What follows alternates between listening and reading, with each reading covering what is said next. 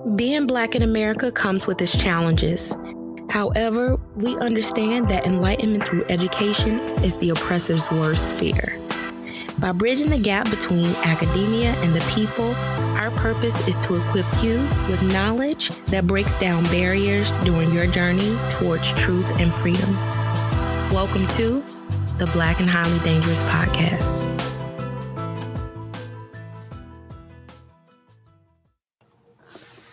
Yo, Daph, what's going on? What's going on? Your week been? My week has been pretty good. It was filled with family as I was in Houston last week and did a little writing, did a lot of like home cooking and eating, but now I'm back to Illinois. That's good. That's good. And for our listeners, we're recording this intro a bit earlier than normal, so we're not going to cover Oh Lord news for the simple fact that people are traveling, doing a lot of things, and so we can't get the usual time that we like to record. So sorry, no Oh Lord news this week, but we'll try to talk about a little bit of something. Yeah. Before we get to today's topic and episode with our guest. Yeah, talk about some recent news that might be pertinent to the debates that are coming up. Yeah. So with that being said, this episode airs on a Wednesday. The debates happened the night before, so naturally we're not going to have our feedback or thoughts on it yet, so that'll come at a later date. But, looking at some of the things that are occurring before the debate, we saw one of the first things that Daphne and I were kind of just talking about was that, the last debate had 10 folks, and now this debate has 12. Looks like Gabbard has qualified to participate, Tulsi Gabbard, and this California billionaire named Tom Steyer, who I'm like, where did this guy even come from? Have been added to the pack as well. So it's going to be interesting. I doubt they'll probably get a lot of time. I don't know. I don't even know who you guys are. Are you happy more people are at, so for instance, there's been this argument that, they're cutting candidates off too soon. Like people are being disqualified too soon. The voters need to hear from these people. Like, do you want to keep hearing from more people? Nah, I'm good with the group that we have. I don't see anybody else, especially somebody new coming on and blowing us away. I think that's a long shot by far. So I think there's people that I would like to hear more of that are already on the stage, like Castro and others, maybe just Castro for sure. I kind of know what Booker and them are about, and Harris, but I think Castro is interesting. I don't know. Like I said, O'Rourke, Buttigieg, we got an interesting cast of folks as is. So I don't think adding like this Tom guy, who is a California billionaire. It said he announced his campaign in July. It seems that his claim to fame was kind of, I think, during the Obama administration, it sounds like, when he gained national prominence by supporting a campaign to get the Obama administration to block the proposed Keystone XL pipeline. So he seems like a guy that's pretty, and his business, Next Gen Climate in 2013, is his nonprofit group. He's worth like $1.6 billion. So he seems like he's kind of environmental oriented, climate change kind of guy. Yeah. Interesting.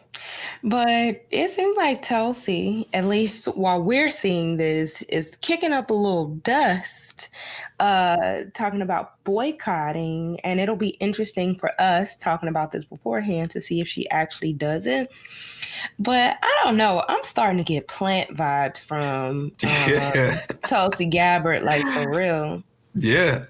Like I mean, it's not too far-fetched because she does come from a conservative background, was very conservative in her politics before, and came out of nowhere with this very progressive, not her being progressive, but competing with a bunch of progressives. And now if you start putting out this, try to put out this riff to say it's rigged. It's rigged, yeah. What we seen last time around, that's not what we want to hear this time. Yeah. So I don't know what her motives. is at this moment. Yeah, but I think it is safe to raise our eyebrows and be a little careful moving forward with Gabbard at this point. What's crazy is, so there were polls in her own congressional district. Warren is leading the pack. Like, she's not even in first place. She's like, so Warren got like 25% of the voter share in Gabbard's district. Biden got 22%. And then she comes and she's tied with Bernie Sanders at 13%. That's not very, not a lot of confidence is being placed in you when your own voters, you like tied for like third or fourth in your own district. Yeah, that's not a good look at all. That's not a good look at all. I think that's not a good sign. And if you can't win in your own district, then I don't know how the entire country is going to put their faith in you.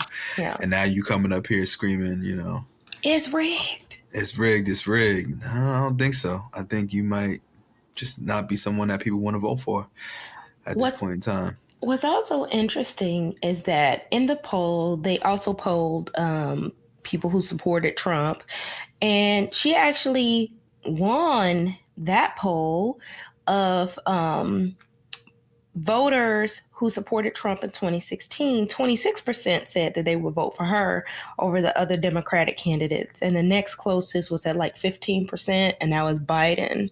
So it was just kind of like, conservatives like her. Yeah, see.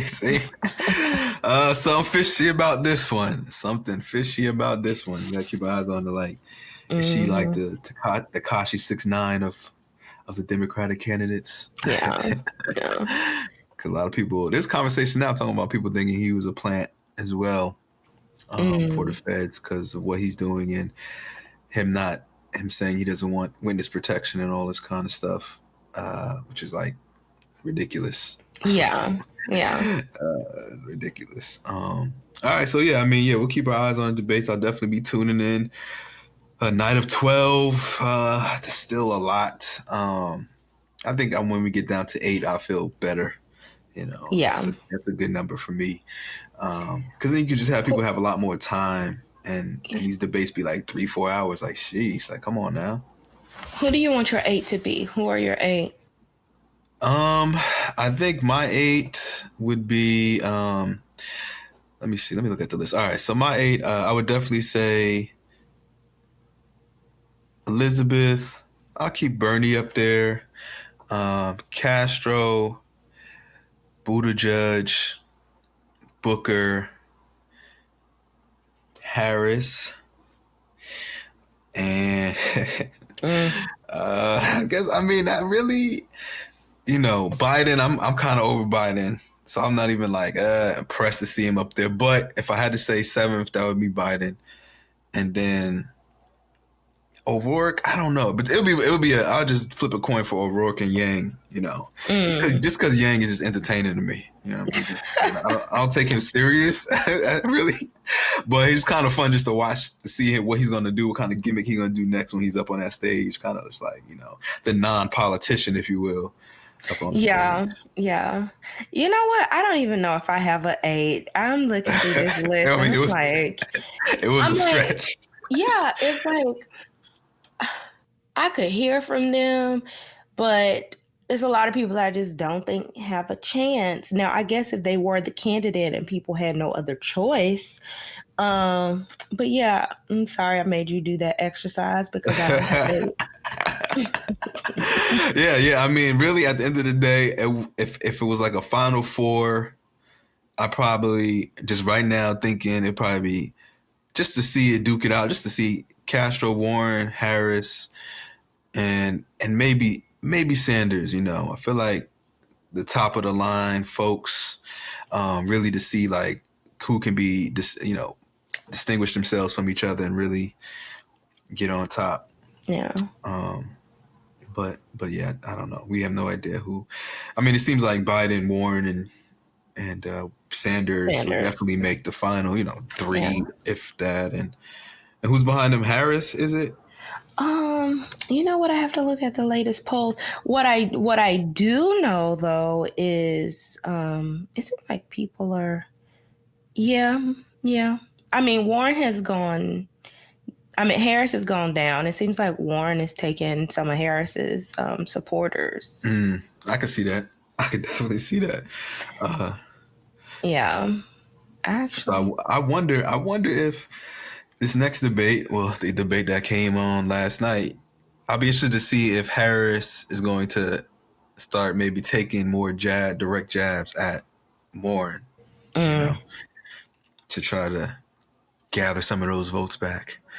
But yeah, everybody. I mean, the talk of the town has been, how much Joe Biden has dropped in his say like 10% or something like that almost. Yeah, he's been polling. Falling. Yeah. I mean, I think which we've predicted here on this podcast. Yeah. Comes to no surprise. But yeah, all right, that's interesting. All right, so yeah, we'll keep our eyes on that, and in the next week or two, if not next week, then the week after, when it's just Daph and I talking, we'll definitely do a deeper dive on what's been going on from the debate and all the hot topics of the month for sure. Outside of that, we got a guest today who is very relevant to this idea of politics, right, in a lot of ways. And Tequila Johnson, who is an award-winning community organizer and strategist. And pretty much her work focuses on creating equality and increasing civic engagement among Black Americans, really getting Black folks out there to vote, which is amazing. So it was a great conversation. We're really glad to get her on to chat with us. Yeah. And one of the things I love about Tequila and her work is that, she's out in the community. She's registering people. She's, doing that work, but also pushing back against systems that are trying to suppress the votes, because there are a lot of states, a lot of state legislatures that are finding ways to penalize people who are trying to rock the vote. Yeah, there are, especially all these things with gerrymandering, which you talked about before, and all these different tactics, and that we'll talk about also through the interview, how she's working really hard to just push back against the systems and the strategies they use, and just her passion. You hear it throughout the entire interview of this is something that she really, really cares about, and is doing a lot of the groundwork. And it's just cool to see. And it's rarely, not rare, but we don't, having somebody on that's just really doing that community work and not fully in this academic space like ourselves. It's good to hear from her, because it takes both. It takes both for us to get that progress. And so she's definitely a good example of that. All right, so yeah, without further ado, let's talk to Tequila, and we'll catch up with y'all afterwards. Since the 2013 Shelby v. Holder Supreme Court decision, which struck down key provisions of the Voting Rights Act, we've witnessed a rise in voter suppression efforts across the United States. However, grassroots organizations across the country are fighting back and finding innovative ways to mobilize the Black and brown vote. Today, we are joined by an award-winning community organizer, Tequila Johnson, who helped register nearly 100,000 voters in Tennessee as the co-founder of the Equity Alliance and the statewide manager of the Tennessee Black Voter Project. During our conversation, we discussed the power of grassroots organizing, as well as the challenges that activists face as they fight for equity. Also, we have a conversation about voter suppression, gerrymandering, and ways that everyday people can join the movement to empower people of color through voting. Welcome to Tequila. Yeah, very excited to have you. So we always start these interviews out by just trying to get to know you a little bit more, introduce you to our audience. So can you tell us about yourself and how you got started in grassroots organizing? Sure. So, like Daphne said, my name is Tequila Johnson. I am from Chattanooga, Tennessee, born and raised. I moved to Nashville in 2004 to attend college. I went to Tennessee State University. In the process of college, I met a lot of people, gained a lot of knowledge, met a lot of friends. One of those friends ended up being partially part of the reason why I got into this organizing space. Christian Bugs, who one of my sorority sisters, my former roommate, decided that after just being very dissatisfied with the way things were going in her professional career as a teacher, that she wanted to have more of a impact on how schools were governed in Nashville, decided to run for school board. So as she started out her campaign, we were all excited and we were like, yay, this is a good thing. We're going to help you. We had never worked on a political campaign before, but we decided to roll up our sleeves and teach ourselves about the process. In the process of doing that, we learned how certain voters are targeted for a GOTV, or what's called get out the vote. And that's like the crucial period a week or two before the election, where you literally try to get as many people to the polls as possible. So we were looking at this map, and there were all these little dots on the map, and there was this one group of dots that had more dots than anywhere else on the map. But throughout the entire campaign, our political strategists told us that we should avoid that area. And so we learned that the reason for avoiding that area was because those people were not likely to vote, and that if we targeted them, we may or may not get a good return on our investment.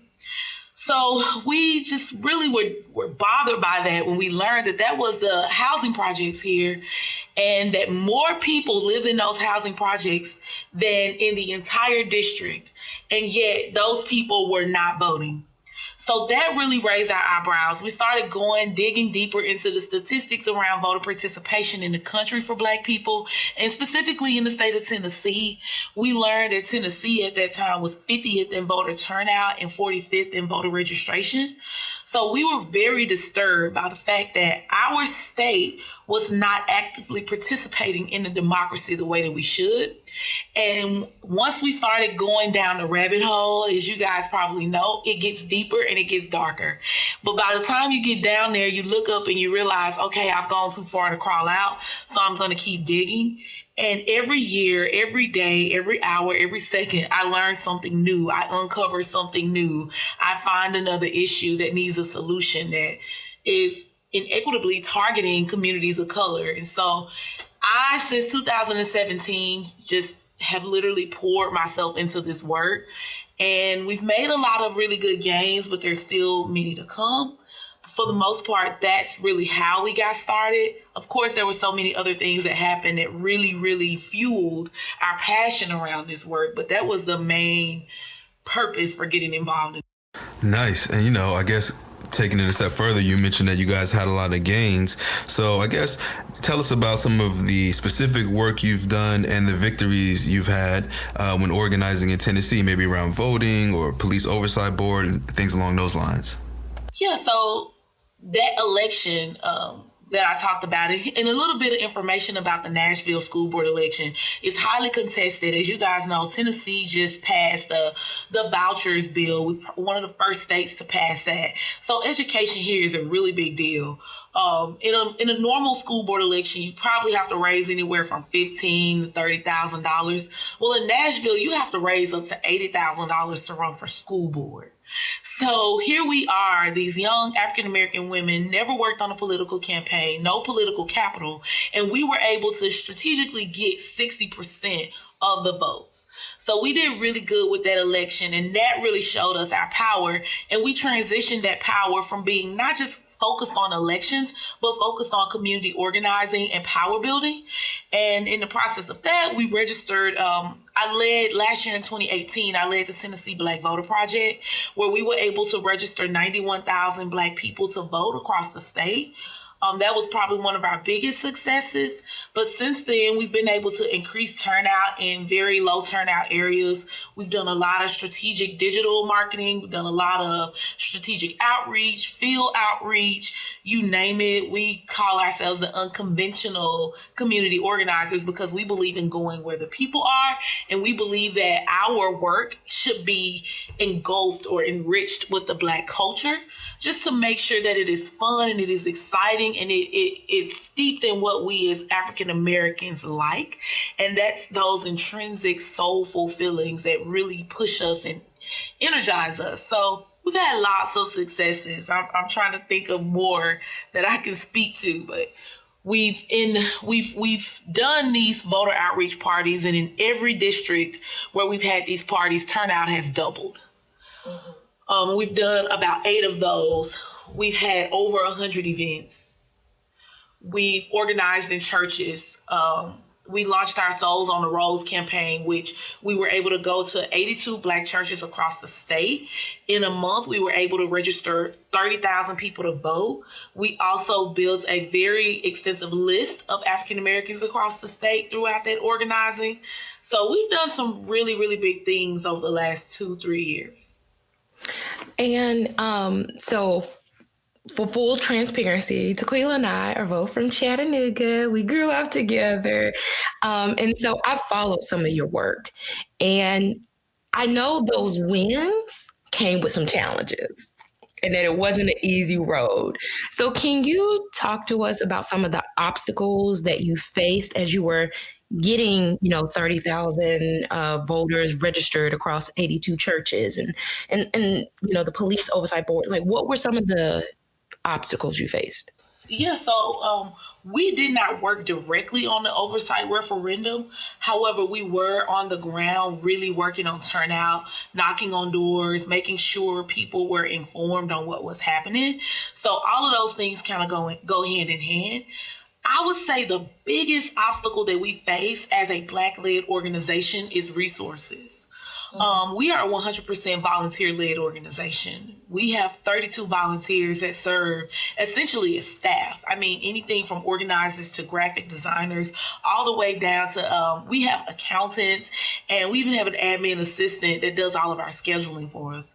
So we really struggle with those resources in terms of time, talent, and let's be real, money. It takes a significant amount of money to move people to the polls. In fact, Pew Charitable Trust launched a research project a few years back that said it takes $25 a touch to reach a voter, and it takes at least 4 touches to pull your average voter out. And I can tell you the numbers of people we've been able to pull out and the resources we've had don't add up. Now, we have been more resourced than your average Black-led organizations just starting out because of the intentional relationship building we've done, but there's also a significant gap in how Black-led organizations are resourced. I want to say 98% of all funding that is designated to go to work in communities of color goes to organizations led by people that aren't people of color. So that right there is a huge inequity when you talk about just doing this work. We haven't seen a lot of gains in this area because the intentional relationship building piece has not been well resourced. People are resourcing white-led organizations to come in Black communities and do outreach. So that's probably the biggest challenge. The other challenge is just really the gap of knowledge. There's a lack of civic education in Black communities. I mean, we all took civic courses or American government in high school, but that only talks to you about how government is structured. Doesn't really teach you the game. Doesn't really teach you how to list build, how to organize, how to work van and boat builder, and how to, register a voter, or how redistricting works, or redlining, or all those things that have traditionally kept African Americans from actively participating. We really aren't privy to that. We really aren't engaged in that or really knowledgeable of that unless we take an active role in self-educating.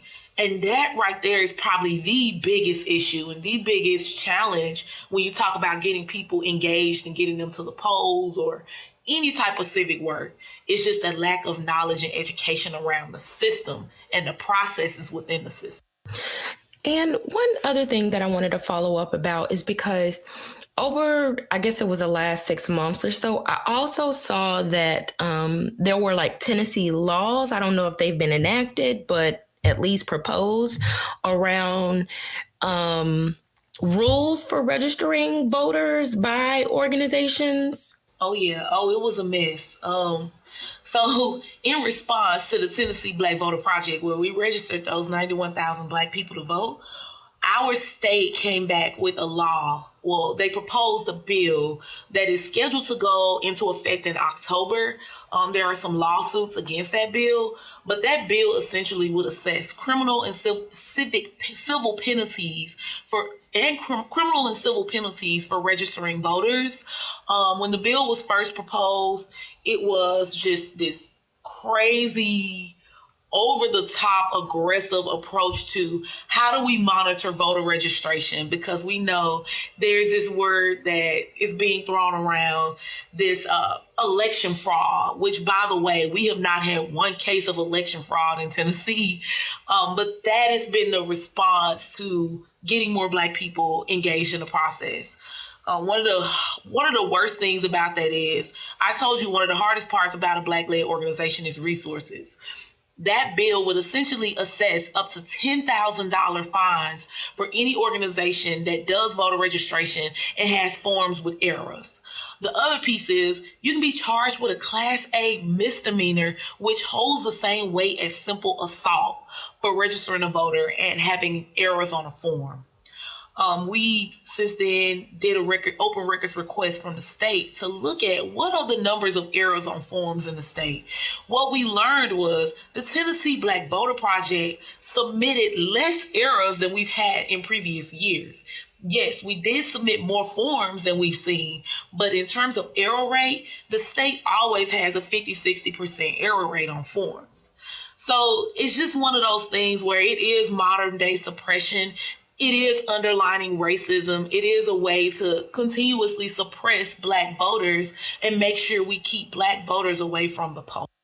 Yeah, I want to take it a little bit back because, like you said, you mentioned that Black-led organizations have a tough time with resources, but then you also talked about trying to get, voters and maybe Black voters to the polls, and how sometimes one of the biggest issues has to do with education, like civics, and really just understanding how the process works.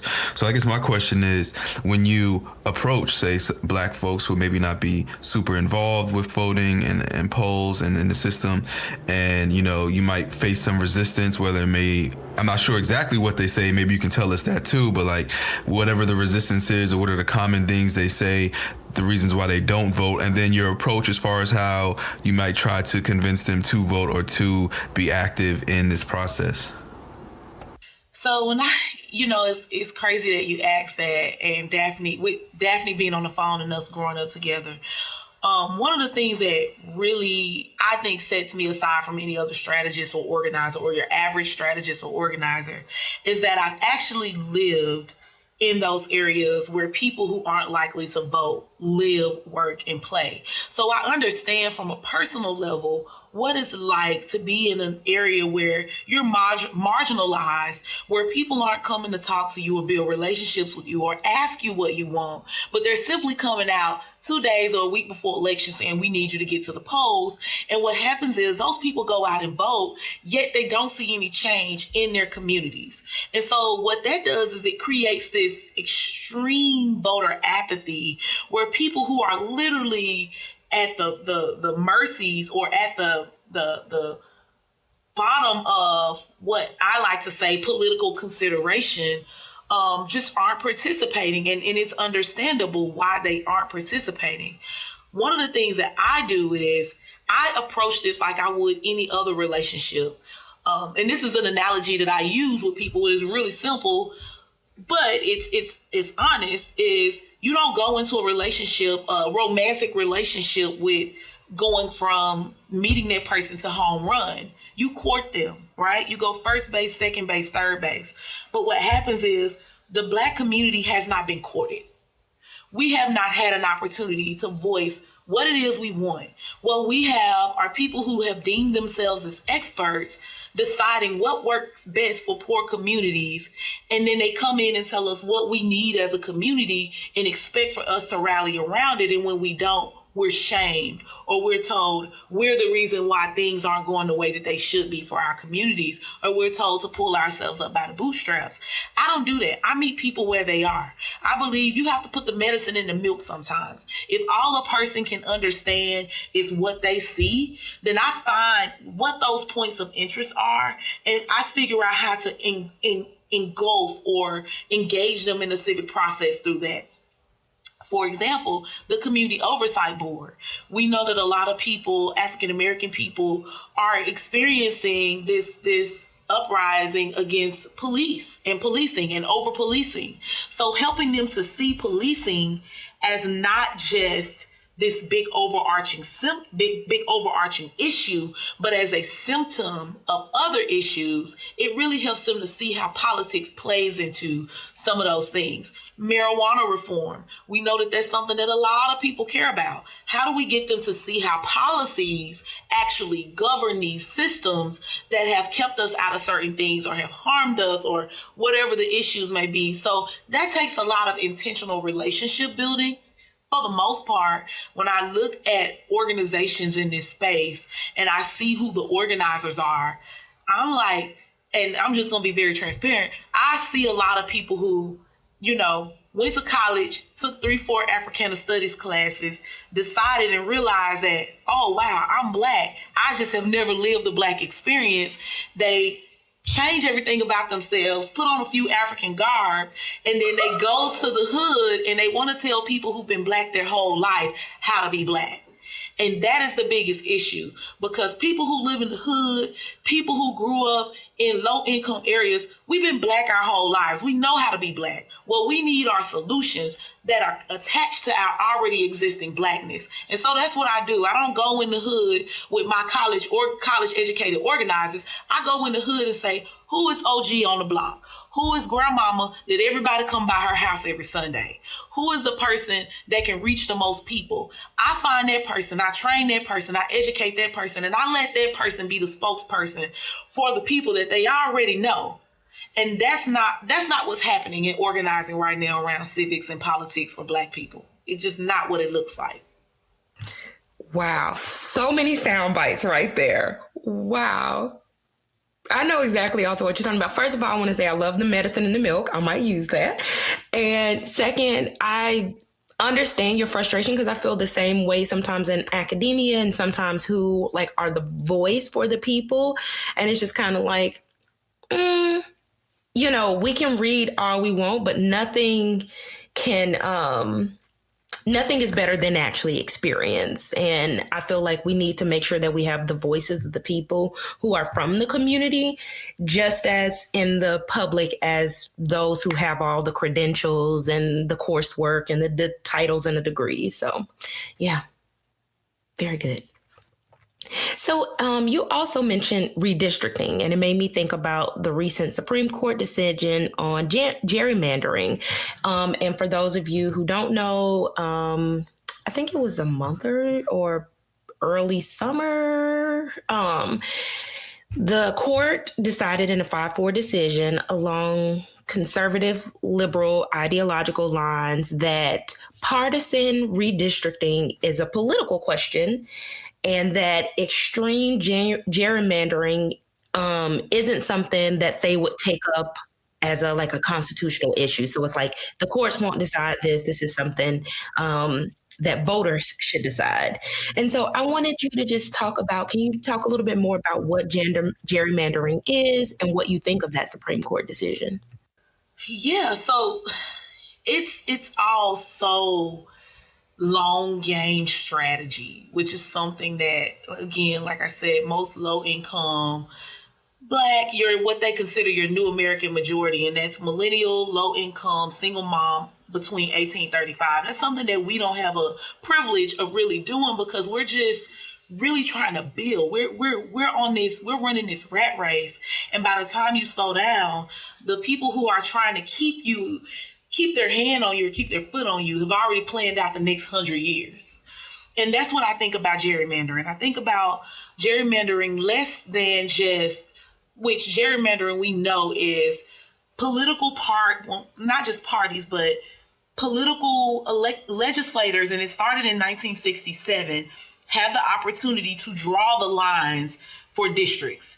So what is happening is in states like Tennessee, where you have a highly Republican conservative electorate, they are, of course, redistricting the lines based off of who they know will vote for them. So they're not going to mix it up and have 50-60, 40-60, 80-20 or whatever in terms of Democrat-Republican, because they want to retain power.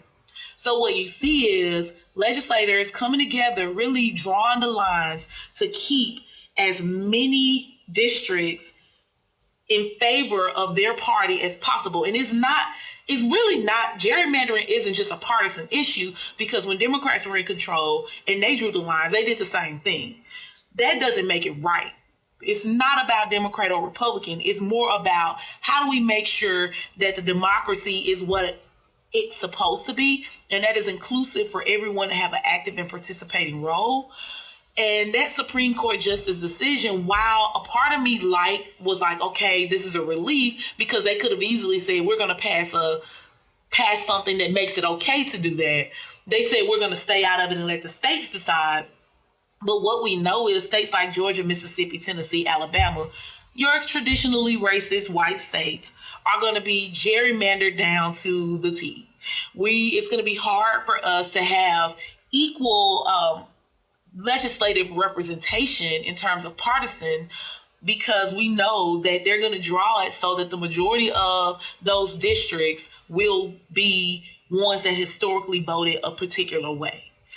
In Tennessee, if you look at the numbers of people in those Democratic districts, like Nashville, Memphis, for example, versus the number of people in those other state, Senate, and House districts that are conservative, you will see that there are more people in these 3 or 4 Democratic districts than there are across all of those smaller rural counties put together. Yet those rural counties are electing senators and state legislators with 100, 200 votes.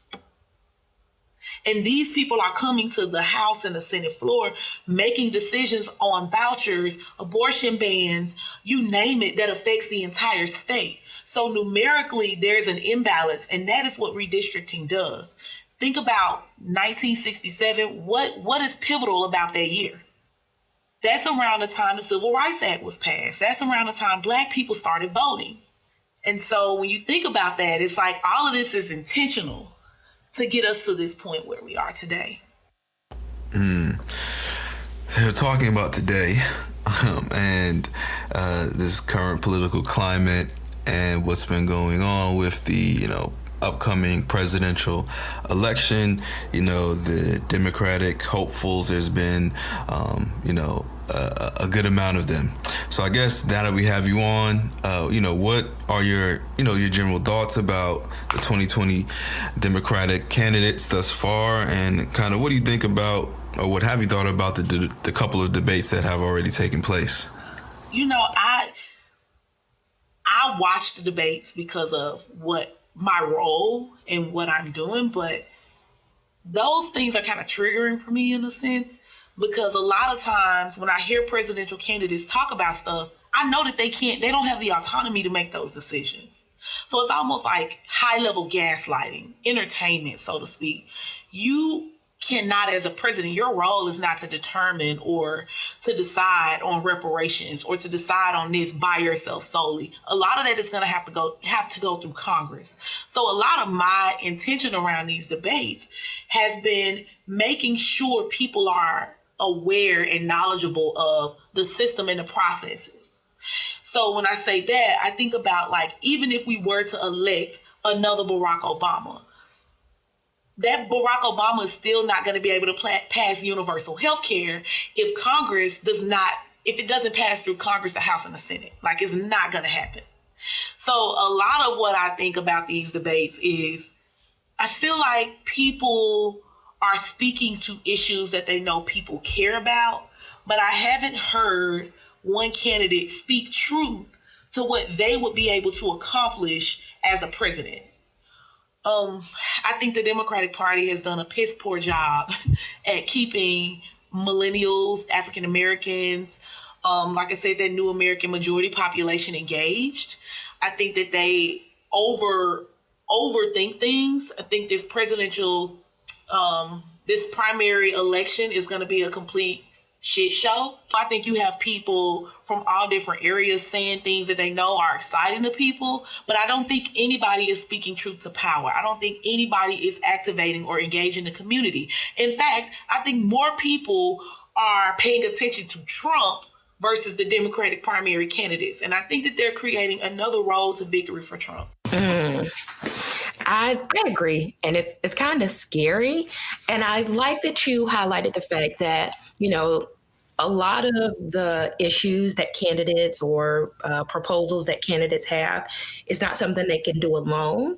So in considering that, I guess if you're talking to potential voters, if you're educating them about how to understand these debates, what would you tell them to look for in a candidate in terms of they're proposing all of these things, but a president can't do this alone. So what qualities should they be looking for beyond, these high level proposals that may or may not be realistic? So one of the things that I always highlight to people is running for office. Like, I have no desire to run for office. And most of the time, people who do run for office have a significant amount of ego. It takes some ego to put yourself on a platform in front of the world. I think the best candidates are the ones that you have to convince to run. And so what I tell people to look for is look at that person, look at their track record. What have they done that is in alignment with what you believe? The biggest thing I tell people is understand what that role or that position does, what they have access to in terms of resources and legislation. Nothing else matters. We can go down a rabbit hole about issues and all of that stuff, but unless you see equitable resources, landmark legislation, it's not a successful movement. And so I tell people, what has that person done in the past? Research that person. What have they done in the past that is in alignment with what it is you care about? Because that will tell you a lot about how they will govern when they get in office. If that person has passed legislation in previous offices that you don't agree with, don't look at what they're saying now. Watch their feet. Don't watch their mouth, watch their feet. If they've passed stuff in the past that you don't agree with, 9 times out of 10, they're going to pass stuff that you don't agree with now because this person is a seasoned politician. They're playing the game. The other thing I tell people to do is know what it is you want. A lot of times we go to these people or we're in these forums or we're listening to these debates and we don't even know what it is that we want. We don't even have an agenda. If somebody were to come to us today and say, what are the 3 things that Black people want? What are the 3 things that I can produce to help the Black community? Could we give them 3 things that we are all in alignment on? I don't think so. Like, we have too many people all over the place. We have so many issues that we're not getting down to the meat and potatoes of what it is we need as a community. And these presidential candidates, they are speaking to some of it, but are they speaking to the systemic overarching needs of African Americans? I don't really think so. I think that they're speaking to what they know is going to pull on heartstrings or what they know is going to get some sort of intrinsic response. Yeah, no, that's important. I think, for our listeners, because we may have listeners on, which I'm sure that you've inspired, right, to get more active and more involved in their local communities as far as being engaged and active in the civic process. So what would be, I guess, some of your advice on how people can get started, regarding to organizing? Are there particular resources? Are there things they should focus on more than others? Just general advice. So, for the person who's never done it before and they want to get their feet wet. So the first thing I would say is make sure you vote in every election, especially in your local elections, because those impact you more than just the president. So that would be my first thing. But I would also say, aside from just voting, because voting is the entry point to civic engagement. It is not the totality of being civically engaged, or your civic responsibility. I would say volunteer for a campaign, a local campaign. School board, council, mayor, whatever. If there's a campaign going on in your state, volunteer, because what that does is it puts you in a circle or in a community of people who are already civically engaged that can give you access and that can share knowledge with you about what's happening locally in your local area. So that would be one thing. The biggest thing I would say is read. I know that's hard because a lot of times we don't have time and a lot of times we don't like to read, but that is the best way to become more knowledgeable about the processes that kind of guide the system is reading. And not just reading the articles on Facebook or reading the tagline of an article on Facebook. You're actually going to have to pick up some books and read a couple of books about the process and about a lot of the underlying issues. The other thing I would say is just talk to your neighbors. Talk to your neighbors. Pay attention to what's going on in your county. A lot of times, a lot of the presidential elections are fueled by what's happening on our state and local levels. So that would be probably my biggest and easiest, most low-hanging fruit advice. Is just jump head first. Politicians aren't that smart. Some of them are really smart, but a lot of them are just puppets. A lot of them are just in a seat because someone knew that they could control that seat. So they find somebody who has good rapport, put them in a seat, and they literally control government from the outside in. So don't feel intimidated by them. Don't feel like you can't talk to them. Set up a meeting with your council person. Ask them. You can go online to your local municipality website and literally email them their cell phone number, their home address. Everything is public because they are public officials. Set up a meeting with your council member and simply ask them, what are you doing for our district? Just jump in head first. Great advice. And as a follow-up, do you have any book recommendations for people to read if, they really want to start engaging in the process and become knowledgeable about the issues? Yes, several books. One of the first books that I read was Democracy in Chains. And it really talks about just how our democracy is controlled by money. I read the book Dark Money that really highlights the Koch brothers and this whole movement around economic justice and economic reform and how that fuels policies and how that really is what is leading this whole white nationalist voter suppression movement. I've also read this book called Rat Fucked, and it's about gerrymandering, redlining, redistricting, that whole narrative. Shock Doctrine is another good book. It talks about landlocking, how after Reconstruction, Black people were landlocked and how that really led to the economic demise of a whole generation of African Americans. Those will probably be my first four. Stacey Abrams' book is also really good because Stacey Abrams started off as an organizer, and so leading from the outside in really helps you to see how you can make that transition from being an organizer to running for office and how to power build with little resources. So I like that book. I also read books that aren't designated or aren't traditionally what Black people would read. So I read books that people who are trying to become white nationalists would read. Because I want to know, what are they thinking? What are their thought processes? Wow. Powerful. And also what you mentioned in Stacey Abrams' book, I was just like, whoa, Tequila for president. 2028? I wouldn't want that pressure because one of the things that I realize about politics is it's a game. It's a game. You're going to pass. You're going to have to negotiate, essentially. You're going to have to give a little and get a little. And I'm just that person that don't want to give anything. I want what I want. So, is there anything else, we've covered a lot and we have some great insights from you, which we greatly appreciate. Is there anything else that we didn't speak on or touch on that might be on your mind that you would like to take some time to address now? I think we pretty much touched on everything. What I will say, though, I know you guys are you both students at Harvard or? Oh, no. Daphne is. I'm a teacher at SUNY. Okay. Well, good. This is in alignment. What I will say is for our African-American scholars and researchers is that the movement needs you. That is a pivotal piece that is missing from the movement. When I think about how we organize in communities of color, we're not tracking.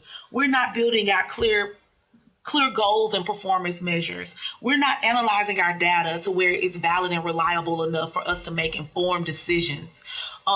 We don't have a team of lawyers that are doing voter protection and election protection around our polling precincts. We're not fighting in the courts because we don't have a lot of African American lawyers who have the resources or the time and availability to do pro bono work like that. So what happens is we end up leaning on our white allies, so to speak, to help us with a lot of that scholarly type of work that we really need. And what happens is our movements continue to be watered down. Not to say that there's no place for white people or allies or other people in the movement, because there is, but I really believe that the movements that have been the most successful, and we think about the movements we've seen in our lifetime, women's movement. And when I think of movements, I think of those things that result in landmark legislation and equitable resources. The women's movement, the LGBTQ movement is probably the most recent. When you think about the movement for Black lives, it has not resulted in equitable resources or landmark legislation. And the other piece is it has been very engulfed with the LGBTQ movement, which I get it, that is okay. But I think that before you're LGBTQ plus or whatever, you're Black. And if the movement isn't led and formed by Black people, then we're constantly going to be at the feet of whatever other movement is being combined with our movement. And I think the biggest piece, like I said, that is missing is resources in terms of time, talent, and treasure, and support from our Black scholars. Thank you. Call to action. Yeah. But that was also very motivating for me, because it's like, okay, how can I get involved? So how can people learn more about your work, invest in you and your organization, follow you, etc.? Yeah, so you can find all the information you like about my organization and me. My phone number, my email, and all of that is on our website at theequityalliance.org. theequityalliance.org. I'm on all social media. I'm on Twitter at The Solutionary, Facebook at Tequila Johnson, and it's TEQUILA Johnson, so you can follow me there. And I'll share my information with you, Daphne, so that you can send that out to your listeners as well. I'm always open for conversations, for speaking engagements, for organizing strategy sessions. We do a ton of work. So yeah, just feel free to reach out to me. Of course. Thank you so much. This was so awesome. Thank you. And great podcast. Thank you all for highlighting some of these issues. Of course. Oh, yeah. Thank you for the work that you do. Mm-hmm. You in the trenches. All right. Yo, Dad, what do you think about Tequila Johnson coming in and joining us about all the work she does as grassroots and civic engagement? Yo, I'm fired up, man. I am fired up. Not just as, I'm still a Tennessee voter. I'm still very invested in that. But hearing her say that academics are needed, scholars are needed in this movement, is encouraging, and it automatically has my wheels turning to say, like, what can I do? What can I do to help? So I'm, really excited about the prospect of like my work being needed in spaces outside of the academy. Yeah, I can't wait. I've made this strong. I've just always wanted to be active anyway, but I think what's made it difficult for me and people like us, just who are in school for so long, is that we're rarely, anchored down for a while. We're moving, we're from this place to this school to this whatever. And so I really never felt being at home these past few years, because I've just always, every few years I'm going somewhere else. And, but yeah, wherever, getting a house soon, or we get a house hopefully within this next year or so, we anchor down, then it's like, all right, I'm definitely going to be like fully engaged, involved in like, okay, who are the councilmen, local politics, voting, volunteering. That's something I really want to do. And Tequila definitely inspired me to make sure that I continue to do that and be visible and accessible in those spaces and in these realms, of community. Mm-hmm. Another thing that she mentioned was, sometimes the best leaders are like the reluctant leaders, the one that you see the qualities and the characteristics and you're like, please do this. Please, we need you. And, now I kind of want to reflect on like, do I see any of those in the current lineup of like Democratic hopefuls, or is it just all like I think the country needs me? Like who has, I guess, that leadership quality, but also that like humble, I guess, spirit to say, like, I am doing this because it's so important, because I was kind of pushed, because I need to step up, because other people see the quality in me and not just because I want to be president. Yeah, no, it's true. And I think I like the point that she mentioned also is that most of these candidates won't be able to do half the stuff they say they're going to do. Yeah. Because most of the things that the only way we can get a lot of stuff done is through local politics. And, you know, that's important for me, at least this, you know, moving forward is, will there be politicians or any of these candidates to say, listen, I want this to happen, and I'm going to make sure or help, you know, local municipalities or whoever get these things done. Like, is someone actually going to admit or hold on to that, right? Because like she said, a lot of it has to do with miseducation in a lot of ways, or just not being educated with civic matters. And I feel like many people are going to believe that these presidents will be able to change the things on their block, and that's just not, you know, their role in a way. Mm-hmm. And that's why, you know, when she was talking about like the qualities or what you look for, another thing that I was considering is, one, who has a record of working in a bipartisan manner to get things done. As much as you're like, oh my God, the GOP, at the end of the day, if you want to get things done, you have to be able to work across the aisle. And if it's something that, I don't know, I just think that's an important quality. And just, I guess, people who know how to like work with people just to get things done. So that's something else I'm going to look for in a candidate, because we've talked about this before. The whole time I'm like, y'all got a lot of big plans, but how is this actually going to happen? Especially if you don't control the Senate. Mm-hmm. And that's been my question all along. And I do want to I do want to rally behind somebody that's inspiring. But like I've always said, don't sell me a wall and tell me that Mexico is going to pay for it. And I don't want anybody on the Democratic side doing the equivalent of what Trump did, selling walls and promising that somebody else is going to pay for it. And just kind of like, it's not to say that I do not want to see progressive reforms, but I do want to see somebody that has a record of passing progressive reforms with bipartisan support. Very true. Very true. And I think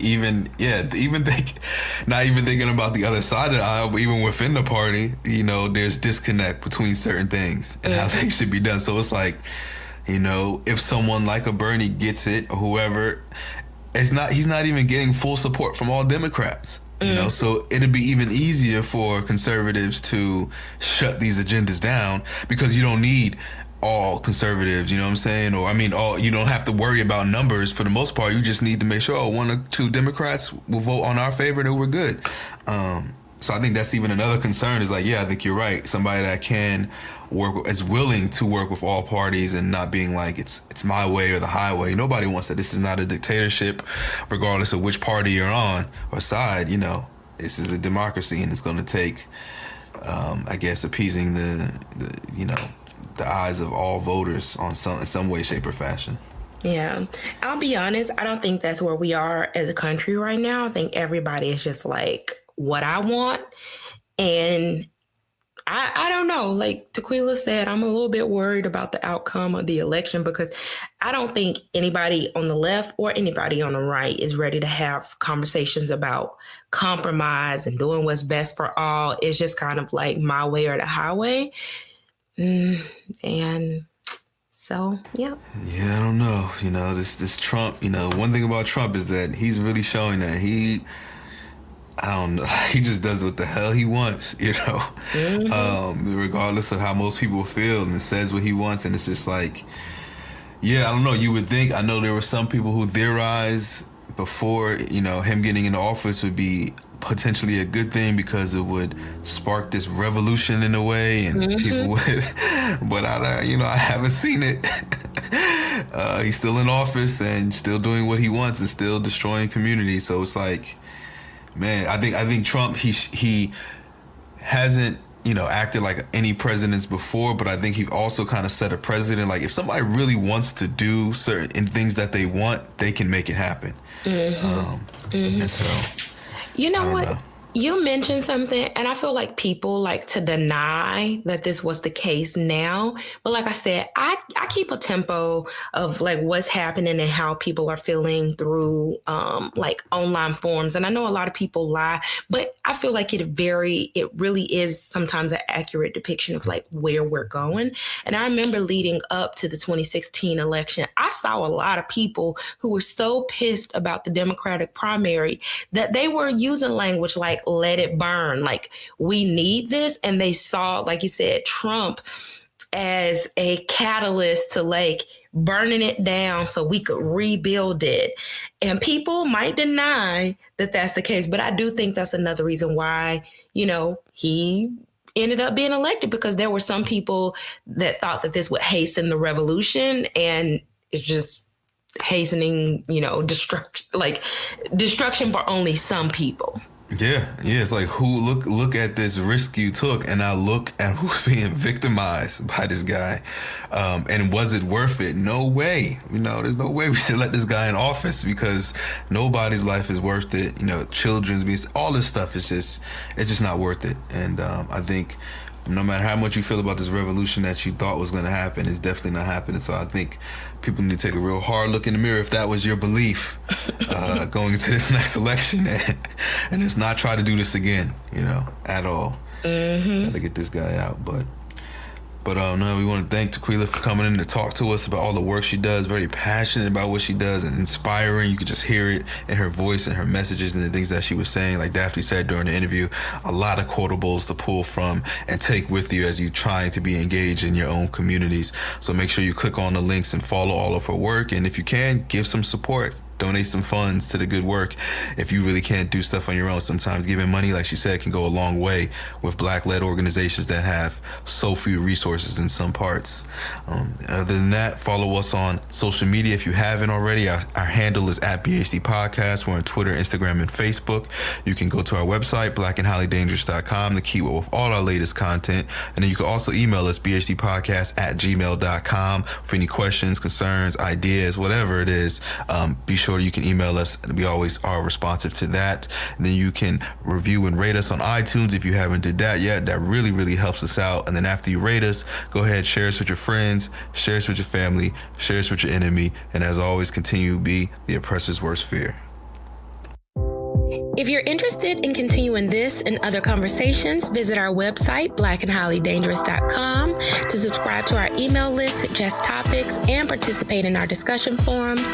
Follow us on Twitter, Instagram, and Facebook @BHD Podcast. And please don't forget to subscribe and rate our podcast on your favorite platform. And as always, continue to be the oppressor's worst fear.